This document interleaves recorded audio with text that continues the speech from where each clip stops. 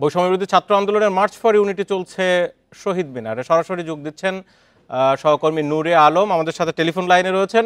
নূরে আলম, আপনি এর আগে যেমনটা জানাচ্ছিলেন 3টার দিকে আনুষ্ঠানিক শুরু হওয়ার কথা, 1 ঘন্টা পেরিয়ে গেল, গণজমায়েত কেমন হলো এই বিষয়টি জানাবেন। আর ওখানে যারা বক্তব্য দিচ্ছেন তারা ঠিক আজকে কি বলছেন, কি বানিয়ে দিচ্ছেন? বিপুল সংখ্যক মানুষ এরই মধ্যে শহীদ মিনারে এসে জমায়েত হয়েছেন। কিছুক্ষণ আগেই এই মার্চ ফর ইউনিটি কর্মসূচি শুরু হয়েছে। গণঅভ্যুত্থানে একজন শহীদের বাবার তার বক্তব্যের মধ্য দিয়ে এই মার্চ ফর ইউনিটির আজকের অনুষ্ঠান শুরু হয়েছে। আমরা দেখছি পুরো শহীদ মিনার এলাকা লোকে লোকারণ্য, সারা দেশ থেকে মানুষ এই সমাবেশে অংশ নিতে এসেছেন। বৈষম্য বিরোধী ছাত্র আন্দোলনের যারা নেতৃত্বে ছিলেন তারাও এরই মধ্যে উপস্থিত হয়েছেন। এখানে স্লোগান চলছে, নানা ধরনের স্লোগান চলছে। ফ্যাসিস্ট বিরোধী, শেখ হাসিনার বিচার দাবি করছেন এখানে আসা আন্দোলনকারীরা, এবং তারা বলছেন দ্রুততম সময়ের মধ্যে শেখ হাসিনাকে দেশে ফিরিয়ে এনে বিচারের মুখোমুখি করতে হবে। তার 16 বছরের শাসন আমলের গুণ খুন, ভোটাধিকার লঙ্ঘন, প্রত্যেকটি অপরাধের বিচারের মুখোমুখি তাকে করতে হবে বলে এখানে আন্দোলনরত শিক্ষার্থীরা দাবি তুলছেন। এর আগে আমরা দেখছি দুপুর 12টা থেকেই এই শহীদ মিনার এলাকায় এই সমাবেশে অংশগ্রহণ করতে শিক্ষার্থীরা আসতে শুরু করেছেন। শুধু শিক্ষার্থী নয়, নানা শ্রেণী পেশার মানুষ এই সমাবেশে অংশ নিয়েছেন। এর আগে 28 ডিসেম্বর বৈষম্য বিরোধী ছাত্র আন্দোলনের পক্ষ থেকে ঘোষণা করা হয় জুলাই বিপ্লবের ঘোষণাপত্র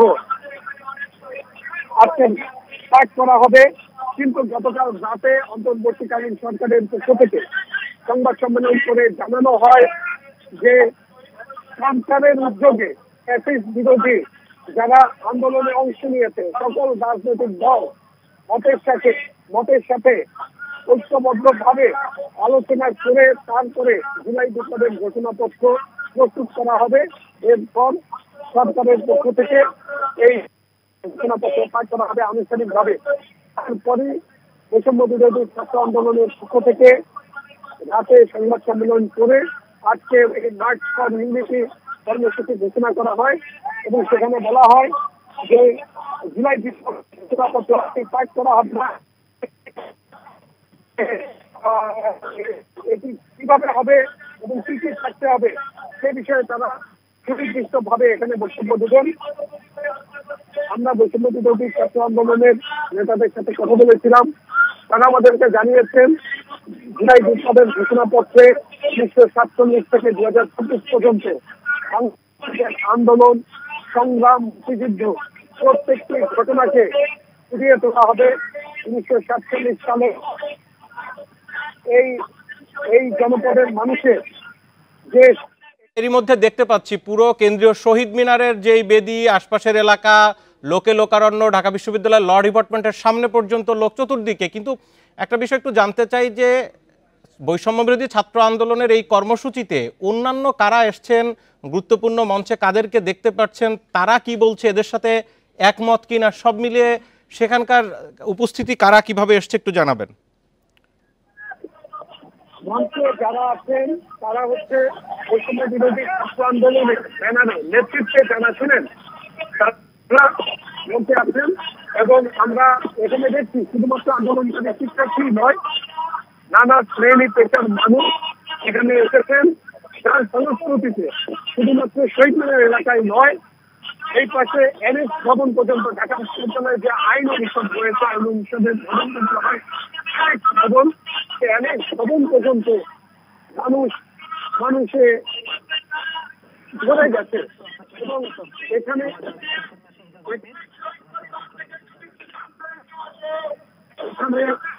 যারা রয়েছে স্বজনরা রয়েছেন বৈষম্য বিরোধী ছাত্র আন্দোলনের ব্যানারে গণঅভ্যুত্থানে যারা নিহত হয়েছে তাদের স্বজনরা এখানে রয়েছেন। তারা এখানে যেটি বলছেন যে বাংলাদেশ গড়ে তোলার জন্য তাদের সন্তান, ভাই, বোন প্রাণ দিয়েছেন, আগামীতে যাতে সেই দেশ গড়ে তোলা সম্ভব হয় সে প্রত্যাশা তারা ব্যক্ত করছেন। আর আরেকটা বিষয় তারা ফুটিয়ে তুলেছেন এবং তারা দাবি জানাচ্ছেন যে গণ হত্যার সাথে যারা জড়িত তাদের দ্রুত বিচার করতে হবে। আমাদের সাথে এখন সহকর্মী এজাজুর রহমান, আমরা সরাসরি যাবো তার কাছে।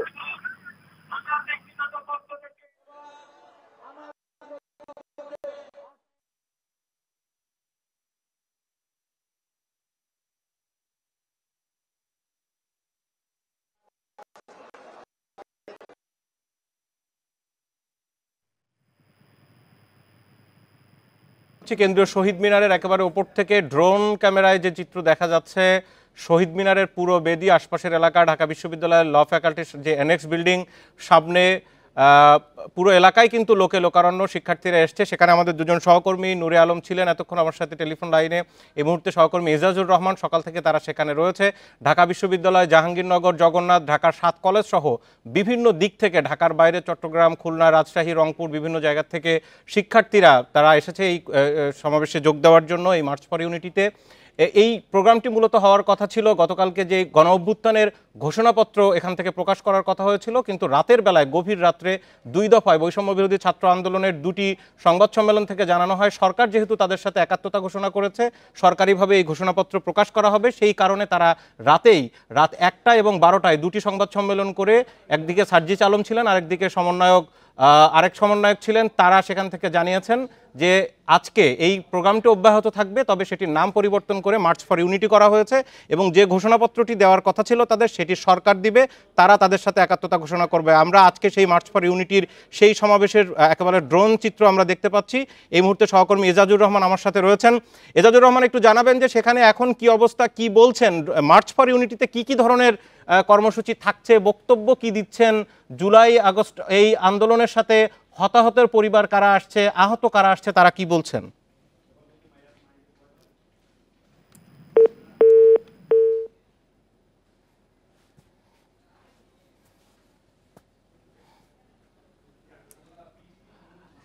আমাদের সাথে সহকর্মী নূরে আলম ছিলেন এবং এজাজুর রহমান কিছুক্ষণের মধ্যে আবারও যুক্ত হবেন। আমরা যে চিত্র দেখতে পাচ্ছি একেবারে ঢাকা মেডিকেল কলেজের এলাকা থেকে এই পাশটি কিন্তু পুরোটাই লোকে লোকারণ্য এবং সেখানে কিছুক্ষণ আগে আমরা যতটুকু খোঁজ পাচ্ছিলাম এবং আমাদের সহকর্মীরা জানাচ্ছিলেন, সেখানে বৈষম্য বিরোধী ছাত্র আন্দোলনের যারা বিভিন্ন জায়গায় সমন্বয়কের দায়িত্ব পালন করেছেন এবং যারা আহত হয়েছেন তারা সবাই কিন্তু সেখানে জড়ো হয়েছেন। তাদের মূল বক্তব্য এখন পর্যন্ত বিগত সরকার অর্থাৎ পতিত সরকারের বিচার নিশ্চিত করা এবং আন্তর্জাতিক অপরাধ ট্রাইব্যুনালে যাদের বিরুদ্ধে এখন পর্যন্ত গণহত্যা ও মানবতা বিরোধী অপরাধের অভিযোগ দায়ের করা হয়েছে, মামলাও হয়েছে, বিচার শুরু হয়েছে, গ্রেপ্তারি পরোয়ানা রয়েছে, তাদের বিচার নিশ্চিত করা এবং সেটি অতি দ্রুতই করা। একই সাথে সংবিধান সংস্কার সহ বিভিন্ন যে কমিশনগুলো করা হয়েছে, সংবিধান সংস্কার কমিশন, নির্বাচন কমিশন, দুদক সংস্কার কমিশন, এই যে সংস্কার কমিশনগুলো, সেই কমিশনের প্রস্তাব অনুযায়ী দ্রুত সংস্কার করা। তবে আজকের এই সমাবেশে কোনো রাজনৈতিক দল সরাসরি এখন পর্যন্ত অংশগ্রহণ করা বা একাত্মতা ঘোষণা করার মতো সেইভাবে কোনো ধরনের খবর আমরা পাইনি, কিন্তু যতটুকু খবর পাওয়া যাচ্ছে সব ছাত্র সংগঠনের বিভিন্ন নেতাকর্মীরা কিন্তু সেখানে রয়েছে। কিন্তু পরিচিত কারা এই মুহূর্তে রয়েছে আমরা কিছুক্ষণের মধ্যে, আমাদের সহকর্মীরা সেখানে রয়েছেন, তাদের মাধ্যমে আমরা জানতে পারবো। গতকাল রাত থেকেই যখন এই সমাবেশ, আজকে কি হচ্ছে এই সমাবেশ, আসলে মার্চ ফর ইউনিটিতে কি ধরনের বক্তব্য আসবে বা কি করা হবে সেটি নিয়ে যখন সংবাদ সম্মেলন চলছিল, তারপর থেকে এক ধরনের ধোঁয়াশা তৈরি হয়েছিল, কিন্তু মাঝরাত থেকে একেবারে স্পষ্ট করে দেন সমন্বয়ক সার্জিস আলম, সেখানে নাগরিক কমিটির নেতা যারা রয়েছেন হাসনাত আবদুল্লাহ, তারা তাদের ফেসবুক অ্যাকাউন্টে বারবার করে তারা নিশ্চিত করেছেন এই প্রোগ্রামটি হচ্ছে, তবে সেখানে ঘোষণাপত্র ঘোষণা করা হবে না। তারা মার্চ ফর ইউনিটি অর্থাৎ সরকারের সাথে একাত্মতা ঘোষণা করা হবে, ফ্যাসিবাদের বিরুদ্ধে যে শক্তি সেটির তারা একটি ইউনিটি তারা সেখান থেকে দেখাতে চান। এই মুহূর্তে সরাসরি আমার সাথে একেবারে শহীদ মিনার থেকে আমার সাথে সরাসরি টেলিফোন লাইনে যুক্ত হয়েছেন আমাদের সহকর্মী এজাজুর রহমান। আমরা যাব তার কাছে। এজাজ, এই মুহূর্তে সেখানকার কি চিত্র একটু জানাবেন? আমরা ড্রোন চিত্রে দেখতে পাচ্ছি প্রচুর মানুষ সেখানে জড়ো হয়েছে, শিক্ষার্থীরা সেখানে আছে, বলবেন। যেহেতু পূর্ব ঘোষণা অনুযায়ী আজকে ঘোষণাপত্র পাঠ করার কথা ছিল, কিন্তু গত রাতেই সিদ্ধান্ত পরিবর্তন হয়। সেই অনুযায়ী মার্চ ফর ইউনিটির ব্যানারে আজকে এখানে ছাত্র জনতা থেকে শুরু করে অপর জনসাধারণ, বিভিন্ন শ্রেণী পেশার মানুষ তারা এসে জড়ো হয়েছেন এবং আমরা ধারণা করছিলাম যে হয়তোবা 5 আগস্টে যেভাবে সাধারণ মানুষের গণজোয়ার তৈরি হয়েছিল, যে গণ অভ্যুত্থানের মধ্য দিয়ে শেখ হাসিনা পতন হয়েছিল, সেরকমটা হয়তো হবে না, কিন্তু ততটা না হলেও আমরা পুরো ঢাকা বিশ্ববিদ্যালয় এবং এর আশেপাশের যতগুলো এরিয়া বা সড়ক রয়েছে প্রত্যেকটা জায়গায় আমরা দেখতে পাচ্ছি লোকে লোকারণ্য বলা হচ্ছে ঢাকা বিশ্ববিদ্যালয়ে এই মুহূর্তে মানুষের জনসমুদ্র বলা যায় কিছুটা, এবং এই জনসমুদ্রের মধ্য দিয়ে আমি এখানে দুপুরের আগে থেকেই যেহেতু এই এলাকায় রয়েছি, দেখতে পাচ্ছি যে আনুষ্ঠানিকভাবে 3টায় প্রোগ্রাম শুরু হওয়ার কথা থাকলেও তার আগে থেকে অর্থাৎ সকাল থেকে এখানে এসে জড়ো হতে থাকেন। এবং গতকালকে যেহেতু একটি প্রোগ্রাম হবে কি হবে না এরকম একটা ধরনের সন্দেহ ছিল, কিন্তু তারপরে মধ্যরাতে ঘোষণা আসার আগে থেকেই কিন্তু বিভিন্ন জেলা থেকে অর্থাৎ দূরবর্তী জেলার মানুষজন রওনা দিয়ে দেয় এবং তারা ঢাকা বিশ্ববিদ্যালয়ে এসে অবস্থান করে। এবং আমি কিছুক্ষণ আগেও দেখলাম যে দূরবর্তী একটি জেলা লালমনিরহাট থেকে তারা বৈষম্য বিরোধী ছাত্র আন্দোলনের ব্যানারে এসে তারা জড়ো হয়েছেন। এবং একই সঙ্গে সুদূর যে লালমনিরহাট, বগুড়া, কুড়িগ্রাম থেকে শুরু করে এদিকে কুমিল্লা, কক্সবাজার, চট্টগ্রাম, এদিকে সিলেট, মৌলভীবাজার, দক্ষিণবঙ্গের বিভিন্ন জেলা, শরীয়তপুর, মাদারীপুর, রাজবাড়ী থেকে শুরু করে টাঙ্গাইল, মধ্যাঞ্চল, ময়মনসিংহ, বিভিন্ন জেলা থেকে কিন্তু আজকে এখানে এসে জড়ো হয়েছেন সাধারণ শিক্ষার্থী থেকে শুরু করে ছাত্র জনতা, অন্যান্য শ্রেণী পেশার মানুষ প্রত্যেককেই দেখতে পাচ্ছি। এবং এই শিক্ষার্থীদের মধ্যে কোনো বিভাজন নেই। বিশেষ করে বলা যায় যে বিশ্ববিদ্যালয়ের শিক্ষার্থী যেমন রয়েছে তেমনি কিন্তু স্কুল কলেজ থেকে শুরু করে মাদ্রাসার শিক্ষার্থীরাও রয়েছে, এবং মাদ্রাসার শিক্ষার্থীদের মধ্যে আলিয়া বা কওমি কোনো বিভাজন নেই। সবাই কিন্তু এক বাক্যে এক জায়গায় অপমর জনসাধারণের যে স্রোত সেটি কেন্দ্রীয় শহীদ মিনারে এসে মিলিত হয়েছে। এবং এর মধ্য দিয়ে আমি অনেককে জিজ্ঞাসা করেছি যে তারা আসলে কি ধরনের বার্তা দিতে চায়, বা সমন্বয়ক যারা রয়েছে তারা কি বলতে চায়, কি ধরনের বার্তা নিয়ে তারা এলাকায় ফিরতে চায়। তারা বলছে যে 5 আগস্টের পরে যে ধরনের বিভাজনের রেখা তৈরি করা হয়েছিল এবং ফ্যাসিস্টদের দোসর যে তৈরি করার চেষ্টা করা হচ্ছিল, বিভাজনটা তারা মুছে ফেলতে চায় এবং এক বাক্যে এক জায়গায় এসে একটা মিলিত মোহনায় এসে তারা চায়। এবং সেই মোহনার যে জনস্রোতটা, তাদের যে জাতীয় চেতনা, সেই চেতনাটা এক জায়গায় সমুন্নত রাখতে চায়। সেটি হচ্ছে একটা গণতান্ত্রিক সুস্থ বাংলাদেশ তারা দেখতে চায়, যেখানে নৈরাজ্য হবে না, যেখানে কোনো ভূমিকম্প হবে না, সাধারণ মানুষের সাথে বসবাস করতে পারে। অর্থাৎ স্বপ্নের এক বাংলাদেশ, যে বাংলাদেশের আকাঙ্ক্ষা প্রত্যেক নাগরিকের মনে সুস্থ থাকে বা তার মনে প্রত্যেকেই এরকম একটা বাংলাদেশ চায়। এবং 5 আগস্টের পরে মিজাজুর রহমান, আপনাকে অনেক ধন্যবাদ। আমরা দেখছিলাম এবং সেখানকার চিত্র আপনি যা জানাচ্ছিলেন চিত্র একই দেখছি।